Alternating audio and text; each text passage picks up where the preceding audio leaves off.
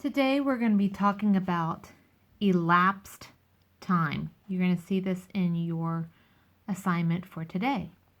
So, for example, if you start at 9:17, elapsed time 5 hours and 18 minutes. So if this is my start time and this is my end time, I need to count forward 5 hours and 18 minutes. So let's talk about this for just a second.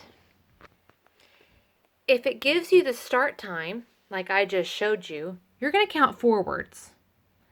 However, if it gives you the end time and wants to know what your start time was, then you're going to count backwards. So if I said I finished my race at 3:15 and it took me 2 hours to run, what time did I start? That means I'm going to start at 3:15 and count backwards. If I said that I started my race at let's say 3:15 and I ran it in 2 hours, what time did I finish? Means I'm going to start at 3:15 and work forward. So start time, to figure out the end time, you're just going to count forwards, and end time, trying to figure out how you started, you're going to count backwards. So let me kind of show you what this means. So here's one that says start time. Remember, start time means you're going to count forwards. All right, let me get my marker. So if my start time is at 7:41, I have that on my clock.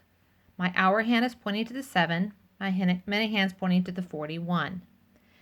Now it says elapsed time, 1 hour and 9 minutes. So it means it wants me to count forward 1 hour and 9 minutes. So let's start with my hour hand. If I'm here at the 7, I need to go 1 hour. My next hour will be at 8. Oops, sorry, my marker is not working so well.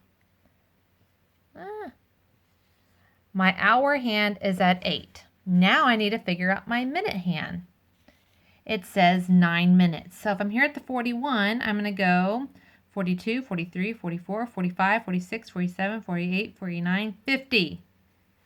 So 8:50. Oops, my marker is not great. 8:50.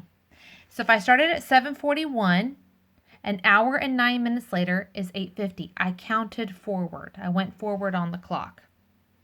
Now let's see what happens when I work backwards. Let me get a different marker since that one wasn't wonderful. All right. My end time is at 5:30, so I went ahead and put that on my clock.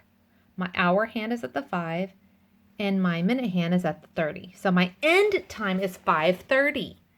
That means I'm going to work backwards. I want to know the start time. 2 hours and 15 minutes prior to 5:30. So let's start with the hour hand first. So 2 hours. Remember, I'm going to move backwards because it wants to know when I started, because this is the end time. So I'm going to go backwards 2 hours. So if I'm at the 5, I'm going to go backwards 2 hours. 1, 2. So my hour hand is at the 3. Now let's go back, and it says go backwards 15 minutes. So if I was here on the 6, I'm going to go backwards 15 minutes. Let me erase this real quick so it's not in the way. Okay, let's go backwards 15 minutes. Remember, each section is 5. So I'm going to count by 5s. 5, 10, 15. I landed on the 3, and that means 15. So I started at 3:15 and ended at 5:30. So just remember, if it says start time, you're going to count forwards. If it says end time, you need to count backwards on the clock.